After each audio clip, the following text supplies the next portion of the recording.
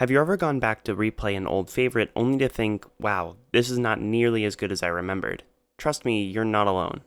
With the somewhat recent surge of remakes and remasters, I've gone back to play the originals of newer versions I'd planned on playing. The Crash Bandicoot and Insane Trilogy was what sparked the creation of this channel. Between those and readily available emulators, replaying old games is easier than ever. In some of those occasions, though, you're left wondering what you were thinking. Why is that? Was your child brain easily pleased and time has disillusioned you, or is it something else? This raises a question of which the remake renaissance has brought up more frequently in my experience. Do games age?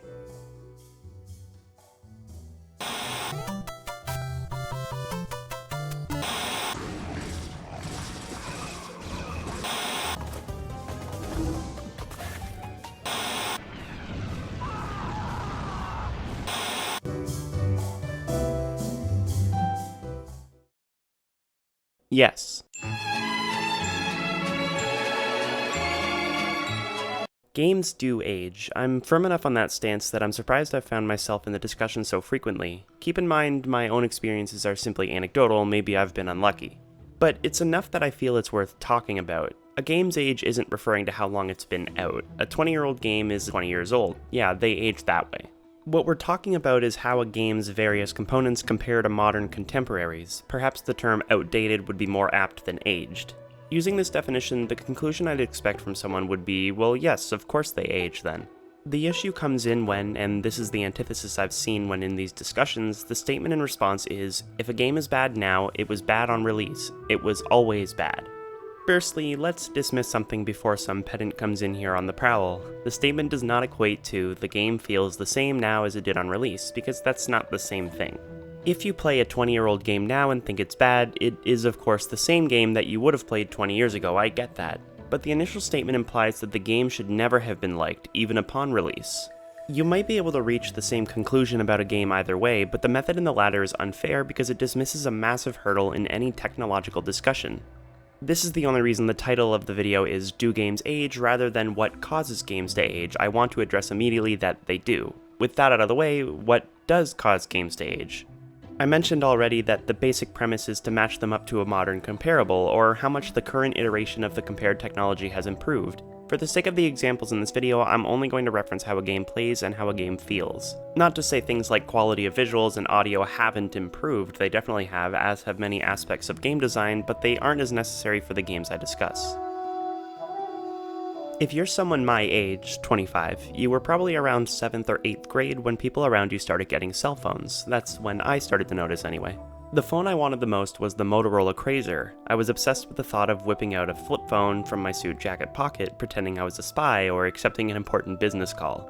The phone I did end up sharing with siblings could essentially play one game, some Brick Breaker copycat, and you could only play for like 2 minutes because it was a demo. Fast forward roughly 10 years, and everyone you see has a phone that can play games like PUBG and do basically anything you need it to. It can even call people. The point is, technology improves quickly, and this is the case for video games too. So when you have something like a PS1 and a PS4, consoles a touch under 19 years apart, almost twice as long as the gap I just mentioned, you can imagine the drastic improvement the technology has made. That's just speaking of hardware. The software used for creation has been improving as well, both on its own and because of the hardware. So, the claim is that if a game is bad now, it was always bad. In 1998, Spyro the Dragon was released, and it had an aggregate score of 85%, so it was definitely well received. In 2018, the Spyro Reignited trilogy was released with an aggregate score of 82, still well received. Mind you, many of the negative reviews I saw were for criteria unrelated to the gameplay itself. Spyro received many reviews praising its use of the PS1's hardware. It also had to suffer from the fact that many people did not own a DualShock controller yet, meaning they had to play with the worst camera controls. Despite this, some reviews pointed out it played great either way. This is in direct contrast with how I feel replaying it now, as it feels less intuitive. However, due to the technology being widely and long since available, my expectations have set that as par at the very least. While you could say child me was pleased by anything and the worst camera control didn't even cross my mind, even more seasoned reviewers gave it the okay.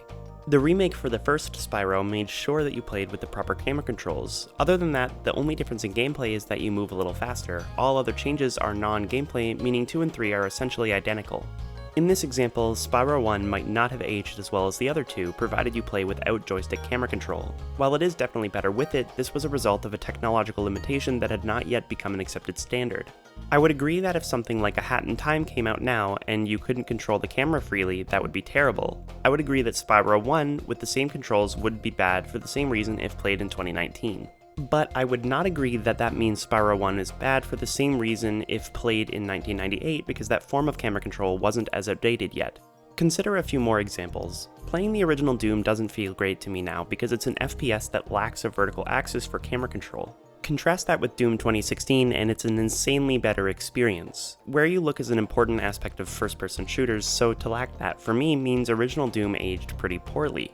I have no idea if this was a result of technology, though I'm not sure how it could be. Does this mean I always think it sucked? Hell no, I loved Doom, and I didn't play it until a while after it came out, mostly because I wasn't born when it came out. I give it a similar leniency to Spyro though, as first-person 3D games were novel at the time, so I'm not sure the lack of a vertical axis was a big concern to many. It received stellar reviews, even more so for its sequel, which has a 95% on GameRankings. Doom was an enormous inspiration to many and basically spawned the entire genre, many early FPSs being referred to as Doom clones. So no, Doom wasn't bad back then. The same could be said about Super Metroid, the most beloved game in a franchise that bore half the namesake to its own genre. Although I don't give it the same break as the aforementioned examples, as the platforming was woeful compared to even older games like Super Mario World, which still feels great. Probably because the better 2D platformers have almost always done a good job in moving left or right and jumping from 1983 to now. Another thing is that abilities improve, though much of the explanation is the same as with technology. In an interview with Andy Gavin and Jason Rubin, the creators of Crash Bandicoot and Naughty Dog, they spoke about learning to program on their own, as books like Programming for Dummies didn't exist at the time. Jump to 2019, and there are even programming courses that are meant for students as young as 5th grade. Resources for learning how to make games are getting better and better, as are the languages themselves and the software used to write them with. The programmers get smarter, more talented, the software allows them to do things they couldn't dream of decades ago, and our standards increase around that. To excuse that and say that any game that you feel isn't good to play now means it was always bad is terribly ignorant to me. It just means it hasn't aged well. Much of what I'm saying may sound obvious and possibly semantical. It's also heavily subjective. You might think Doom feels amazing to play. In that case though, you would think it aged well, like a friend of mine who told me the level design is stellar to this day. How good a game is depends on the lens that you're viewing it through, but our lens today is much newer, one that has used the flaws of the past to build upon. There's an episode of Friends that aired in 1995 where Chandler gets a new laptop, with specs considered high-end at the time.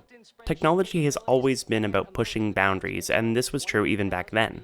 This laptop would have been very expensive despite being laughable now. You can get a teensy micro SD card with 128 gigabytes of storage for $25, 250 times more space than Chandler's hard drive.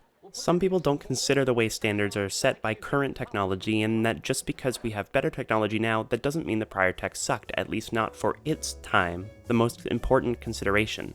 If that wasn't the case, Super Metroid would never have reached a 95% rating. You might also argue that games today will certainly feel dated in 2 decades, but no one is saying they suck now. Playing a game on a device anywhere that could also call people, that was unbelievable, but now you'd be unlikely to find anyone with a Motorola Krazer.